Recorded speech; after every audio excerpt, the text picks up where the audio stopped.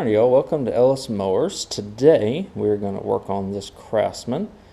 It has a 19.5 horsepower opposed twin turbo cooled Briggs and Stratton engine with the lever operated hydrostatic transmission. Y'all have seen this lawn tractor before, kind of near the end of 2019. Bought two for like $220. Already sold one for basically $375. Actually ended up getting some trades for that. So just compounding the profit, so to speak. This mower I haven't sold yet because I was a little skittish, and so what we're going to fix on it today is the fuel pump. Intermittent. I had an intermittent issue with the fuel pump, and I have it right here. There's probably a few factors associated with it. Number one, the mower is a 98 model and it's almost 20 years old, over 20 years old, and I'm sure it's the original fuel pump on it. So for $5 roughly, we're going to fix it. And probably $5 in about 5 minutes, truthfully. Doesn't take too long. So what we're going to do, we're going to take the hood off first, and we'll get into it. Let's do it.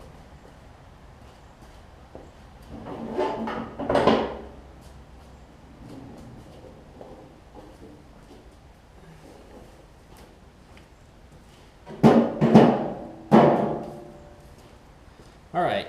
So, this is you sometimes have 4 screw, I think the 3 screws are the Walboras and the 4 screws are the Nickeys, I'm not sure. You're either going to have 3 screw or 4 screw setup on the front here. You have a 3 screw right here. So make sure, there's really only 2 different types of fuel pumps. Make sure you get the fuel pump that is associated with what you need. So I've got a 3 screw fuel pump for a 3 screw fuel pump, so to speak. Let me grab the tools. You're going to need a 1/4 inch to get those 3 things off. And then we're going to figure out how to take this off and put it back together. Hopefully we have a good running mower. I moved you a little bit closer so you can see what I'm doing. I'll try and stay out of the camera shot as well. 1/4 inch nut driver. We'll do the trick for you. I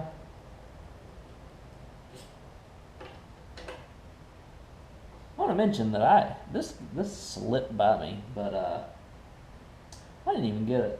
Didn't even realize this thing didn't have a fuel filter on it. They had bypassed the fuel filter, so I think it was clogging up the fuel pump and it wasn't allowing it to run. You're obviously going to have a little bit of fuel drainage here, which is actually showing me that the fuel is holding up into the carburetor, which is good. It wasn't doing that before. But here we go. You got your 3 screws out. There's all that you need right there. Most of all that you need. And I'll give you all a little bit closer look in here. Alright, so here's the situation you got. You've got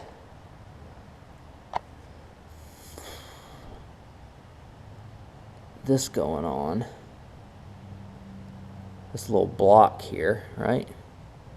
And now you're going to have a little bit of gas seepage, so you could either be like me and just let it dump all over the place. Or you can just simply put a rag or something under the mower.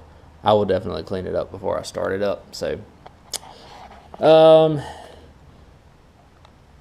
let's look at what we've got here. I'm just going to bend the fuel lines back. You have your little long screw right here, or spring in your actual housing of the fuel pump of the carburetor. So that's your spring there. to one of your springs. Remember which spring goes where too. You got 2 springs in this little pack. And also, this is the 3 screw, right? So the 3 screw,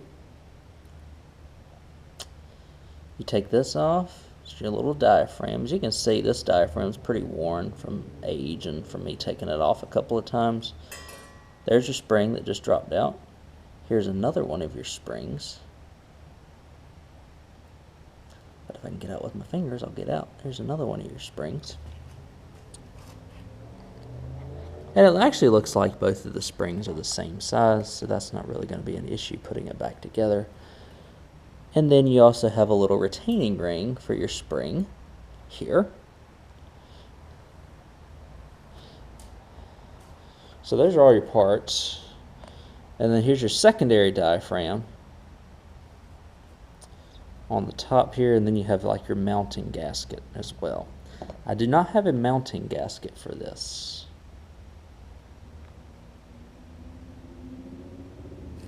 Or do I? I do have a mounting gasket for it.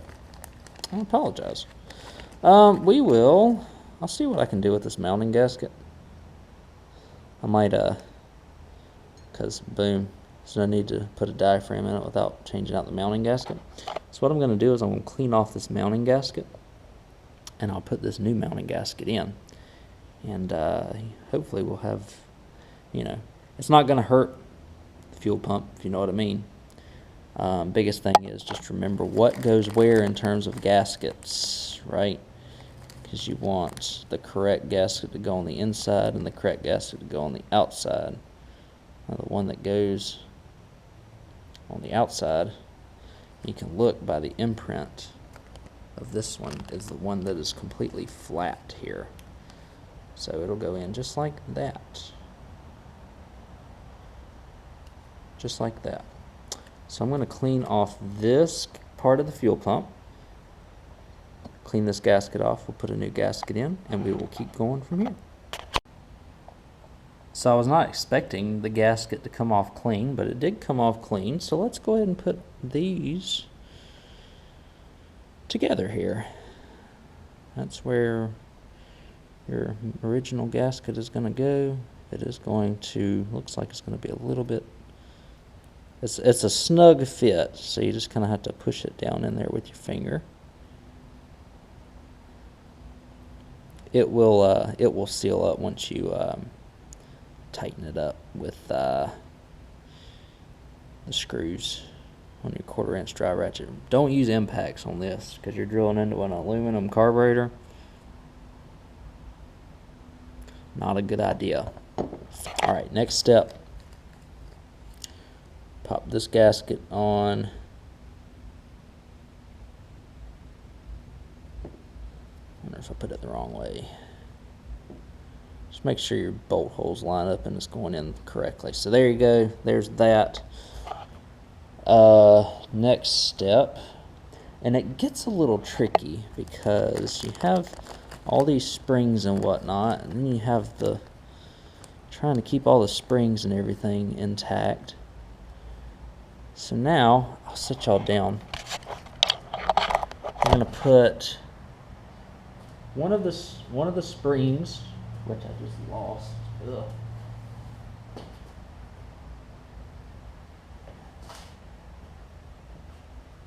Put one of these springs into the carburetor itself.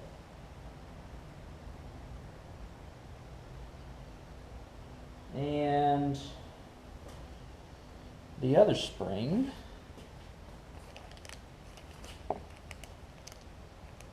on this side. Let me show you where it goes so that y'all know. Goes right there where I got my pointer finger. That's where I'm putting that spring out. Remember, this is the 3 screw. This is not a 4 screw. 4 screws, I think, are a little bit different. Alright, we are going to take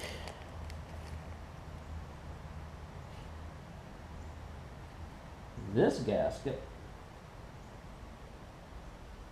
You can do, there's many ways to do this.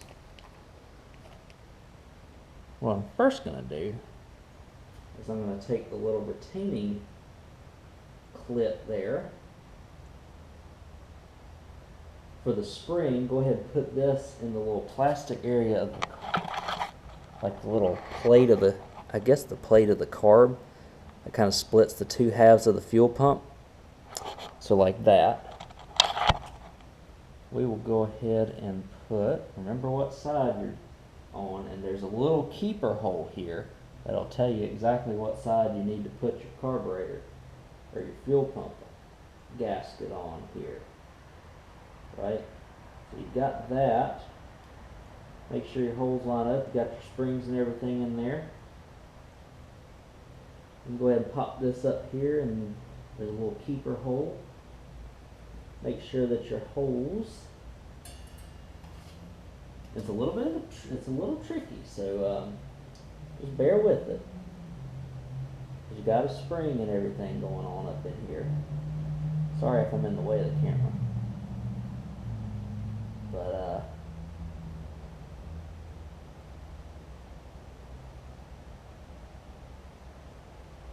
you got a little keeper here for the gasket as you press it in.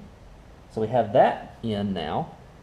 We have all of our other devices in. We're going to put the plate right here on it.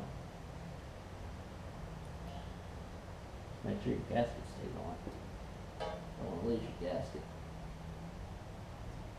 or your secondary diaphragm there. Alright, so we're going to pop this in. What I'm going to do is I'm going to go ahead and put a couple of screws in to start it. So just like so.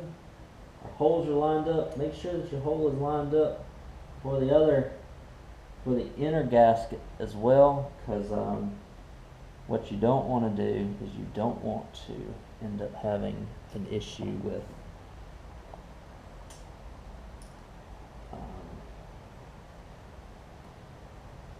you putting the mounting plate on and ending up puncturing that inner gasket there. So we're going to put these three screws in, and I can see, I don't know if you can see on the camera there, but as long as you can see through that hole, see light through the hole, there you go, then we're in good shape. As long as you're not seeing gasket protruding out the bottom or the top. That means you've got, I'm a professional at dropping things as well, apparently. So, takes a little bit of wiggling those screws in, and I'm going to go kind of in a starish pattern. I'm going to go to the bottom first because you don't want it to leak on the bottom. I'm not going to tighten it all the way, just kind of just a little snug. Tighten the middle bolt here. Tighten the top bolt. And then once I tighten the top bolt, I'll go back. I'm sure there's some torque specs on these, but using a nut driver, I don't think you're ever going to get them tight enough to the point where they strip. I would recommend not using a ratchet and socket. And so now what I'm going to do is I'm going to clean off this fuel residue here on the bottom, and then we're going to give this thing a start and see if it will run. Alrighty, let me see if this thing will start for us. It probably will take a few revolutions for the fuel pump to catch. This thing's been turning over a little slower than usual, so we'll see if we can get it going here.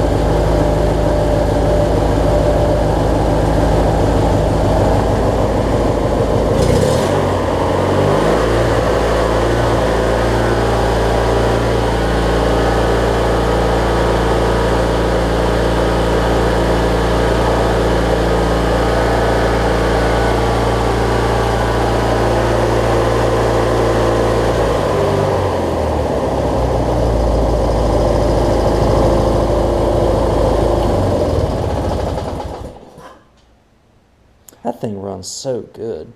I think the starter's a little weak on it, but yeah. I mean, y'all saw that's about the quickest that thing's ever turned over and ran before. I was checking, I know y'all were probably seeing, and I didn't want to talk really much while I was doing that. Y'all probably, I was checking for leaks right here around the fuel filter and right around the where I put the fuel pump in, just to make sure neither of that is leaking, since I have replaced both of those parts. Used to be, I hadn't cranked this thing for, oh gosh. What would happen is it would lose its prime, or it would have trouble priming, and I'd be sitting there cranking for like 20 seconds. And then it would finally pick up the fuel, crank, run. So I wanted to make sure that that was fixed before I sold the mower, because I didn't want it coming back to me because of something that I could have easily fixed. Let's see if it starts back up for us.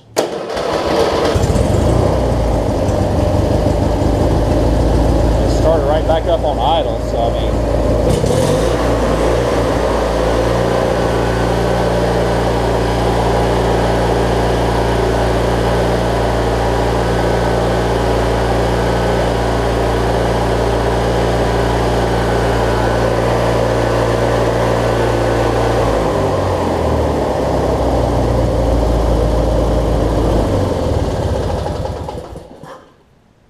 Good old Briggs, these opposed twins. I love them. So that's the deal. Replace the fuel pump. Like I said, this one had the symptom of it took a long time for it to crank before it would actually start running. And it also didn't have a fuel filter. So I think the combination of the two factors were playing in it not really starting and running reliably. Once you got it running, it ran great, but it wasn't starting nowhere near as quick as it was supposed to. And it's starting a lot better now. I can already tell. I'm sorry I didn't put a before, because I didn't want a hot engine and working on fuel pump with hot engine and stuff like that, hot fuel, or fuel maybe draining out and it being on hot exhaust, and y'all know how that goes. You need spark. But so that's it. I'll put the hood back on it so y'all see the finished product. Finally get this one out the door, hopefully. And another quick video for y'all as well.